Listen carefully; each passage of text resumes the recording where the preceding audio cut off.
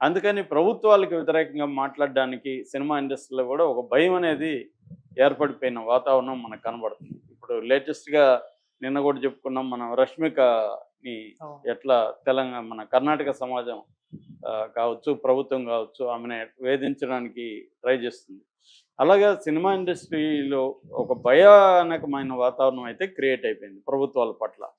So, ఆ నేపథ్యంలోనే ఈ 2 కారణాలున్నాయి. ఒకటి నోటిదోలని సపోర్ట్ చేయలేక, 2 ఆహ్, ప్రభుత్వాలకు వ్యతిరేకంగా నోరు విప్పితే ఏం ప్రాబ్లమ్స్ వస్తాయో అని సైలెంట్‌గా ఉన్నారు.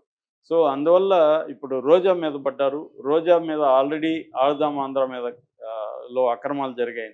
ఆడుదాం ఆంధ్ర అని ఒక ఆమె క్రీడల శాఖ మంత్రిగా ఉంది. పర్యాటక మరియు క్రీడలు. ఉన్నప్పుడు పైన లాస్ట్‌లో ఆడుదాం ఆంధ్ర అని ఒక ప్రోగ్రాం పెట్టారు. జిల్లాలో ఉండే కింది స్థాయి స్పోర్ట్స్ పీపుల్ని డెవలప్ చేయాలనే ప్రోగ్రాంతో పెట్టారు. దీనికి 119 కోట్లు ఖర్చు అయినాయని చెప్తున్నారు.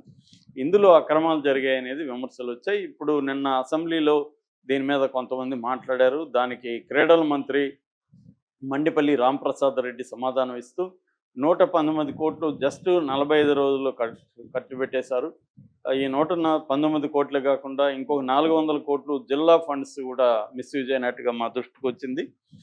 మేము దీని మీద చర్య తీసుకుంటామని సభ్యులకి సమాధానం ఇచ్చారు. గౌతు శిరీష, భూమా అఖిలప్రియ దీని మీద స్ట్రాంగ్‌గా మాట్లాడారు. ఇంకొక దగ్గర మాట్లాడినట్టుగా ఇంకొకటి కూడా వైరల్ అవుతుంది. అదంతా దీంట్లో ఏమి అవినీతి జరగలేదు. 119 కోట్లు సక్రమం ఖర్చు పెట్టారని ప్రభుత్వమే చెప్పినట్టుగా కూడా వార్తలు వచ్చాయి. ఏదేమైనా ఇప్పుడు ఏసీబీని ఈమె మీదకి ఉపయోగించడానికి ట్రై చేస్తున్నారు. సో, మొత్తం 400 స్కామ్ అని కొంత ఫిగర్ పెద్దగా ఉండడానికి అనుకూలంగా పెట్టారని విమర్శలు వస్తున్నాయి. సో, 400 కోట్ల స్కామ్ రోజా మీద ఉంది. ఈ స్కామ్‌లో అరెస్ట్ చేయబోతున్నారు అనేది ఒకటి. రెండోది ఆల్రెడీ ఇవాళ కేసులు పెట్టడం పెద్ద విషయం కాదు. ఆమె ఎప్పుడూ మాట్లాడిన పాత వీడియోల్లో నేను హర్ట్ అయ్యానని కడపలో ఒక అతనో, లేకపోతే శ్రీకాకుళంలో ఒక అతనో కేసులు పెట్టేయచ్చు. ఎలాగో చూసాం కదా పోసానిది, వంశీది వీళ్ళందరూ చూస్తున్నాం. కాబట్టి ఇవాళ ఎవరినైనా అరెస్ట్ చేయాలనుకుంటే వీళ్ళకి ఏమీ దొరకాల్సిన అవసరమేం లేదు. ఒక వీడియో దొరికినా చాలు. అవి ఎలాగో ఉన్నాయి రోజా తిట్టినవి. వాటిని పెట్టుకొని కేసులు వరుసగా పెట్టుకుంటూ వెళ్ళొచ్చు.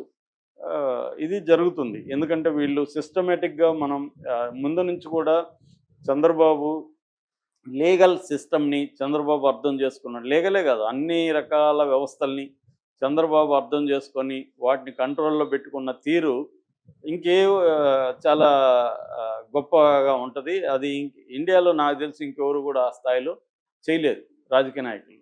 ఆయన వ్యవస్థల్ని బాగా అర్థం చేసుకొని వ్యవస్థల్ని తన కంట్రోల్‌లో ఎలా పెట్టుకోవాలి. అంటే ఎక్కడ బెదిరించాలి, ఎక్కడ ప్రలోభపరచాలి, ఎట్లా పెట్టుకోవాలి. దీంట్లో కూడా షార్ట్ టర్మ్ ఏంటి, లాంగ్ టర్మ్ ఏంటి, ఈ వ్యూహాలు చంద్రబాబుకి వండర్‌ఫుల్‌గా ఉన్నాయి. అవి ఆయన ఓడిపోయినప్పుడు కూడా ఆయన కాపాడింది ఆ వ్యూహాలు అవే అనమాట.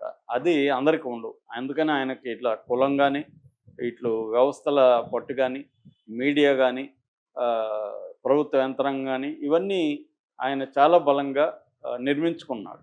అందుకని ఆయనకి కులం కూడా ఏ కులం కూడా ఏ నాయకుడిని కూడా ఒక కమ్మ సామాజిక వర్గం చంద్రబాబుని సపోర్ట్ చేస్తున్నట్టు, కాపాడుతున్నట్టు ఇంకే కులం ఏ నాయకుడిని కాపాడట్లే. ఇప్పుడు రెడ్లందరూ రేవంత్ రెడ్డి వైపు లేరు, రెడ్లందరూ జగన్ వైపు లేరు, బెలములందరూ కేసీఆర్ వైపు ఉండరు.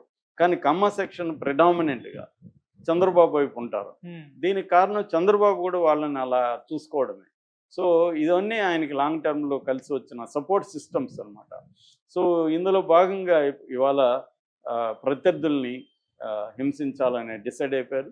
రోజాకి తప్పదు ఖచ్చితంగా ఏదో ఒక రోజు ఈ రోజా రేపా అనేది తెలీదు. ఖచ్చితంగా ఆమె జైలుకైతే వెళ్ళే అవకాశాలు ఉన్నాయి. అది ఆమెకు కూడా తెలుసు. పెట్టండి ఎన్ని కేసులు పెడతారో. నేను రెడీగా ఉన్నానని రోజా కూడా అంటుంది. రెడీగా ఉండాల్సిందే. రెడీగా ఉన్నా లేకపోయినా వెళ్ళాల్సింది. ఇప్పుడు ఈయన పోసాని రెడీగా లేడు. నేను రెడీగా లేను సార్ అంటే వదులుతారా? వదలరు కదా! కాబట్టి తప్పదు.